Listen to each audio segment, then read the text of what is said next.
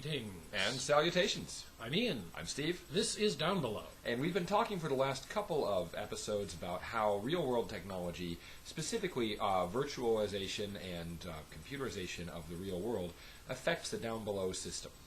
And since we talked about automated vehicles last time, let's talk about automated vehicles that don't carry people or cargo, drones.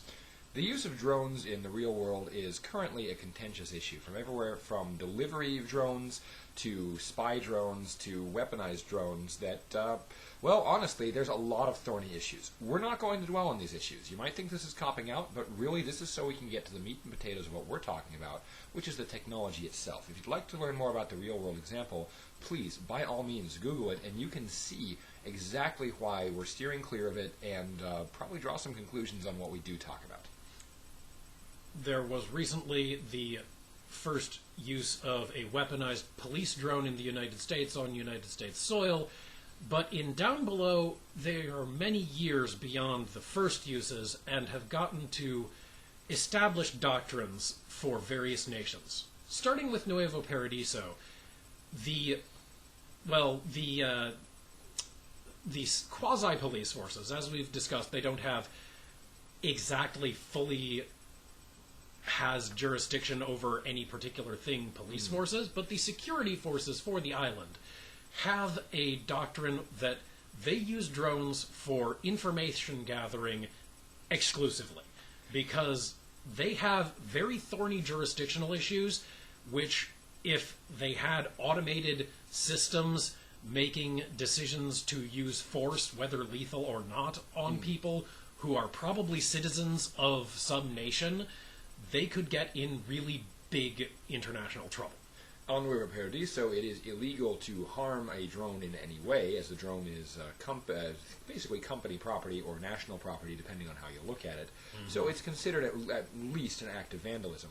Other nations have their own specific rules. One universal rule that would be cracked down on hard if it's discovered that a nation is violating it. This doesn't mean they don't violate it, but it does mean that they're very careful about it, is that weaponized drones have to be remotely operated. They cannot be semi-autonomous. Semi-autonomous weaponized drones, or fully autonomous weaponized drones, have limitations in what their artificial intelligences can in fact be programmed to do. As you may have heard from other sources in computer science, the limitation on trying to implement the laws of robotics that Isaac Asimov proposed is actually in our ability to get a computer to understand the definition of a human being. Yep. And that is why in all civilized warfare and policing in the Downbelow world, semi-autonomous or fully autonomous weaponized drones are completely banned. Yep. However, autonomous information-gathering drones are extremely common. The difference between a weaponized and an information-gathering drone is a subject of hot debate, mainly because it's one way that nations try to get a one-up on each other and punish each other for spying. But it is generally accepted that if a drone does not have explosive devices or other active weapon systems on it, then it's fairly kosher. It's a matter of what it can be proved that the drone was doing otherwise. In cases, certain cases, it's very interesting, because you'll get such cases as a purely informational gathering drone ramming itself into a human's head over and over again. That's a pretty clear-cut case, but, well, the drone was for information gathering. And this is where some player-character plot investigation can come in, because what was behind that? Was that a programming glitch? Was that someone taking advantage of a loophole? Or was that someone directly controlling it? This is a mystery that you can use, because especially on Nuevo Paradiso, for the aforementioned thorny reasons, people take this very seriously indeed. As for the use of weaponized drones in other contexts, as we mentioned, they must have a remote operator. This way, the operator is treated as the soldier or a police officer or person responsible for the actions of the drone. But in various different nationalities, the level of weaponry that the drone can be equipped with in different contexts is regulated differently. For example, although they have a well-deserved reputation as a pretty totalitarian regime in the setting, the Chinese government that has taken over most of Southeast Asia in the Downbelow setting actually forbids police drones from having lethal weapons mounted on them.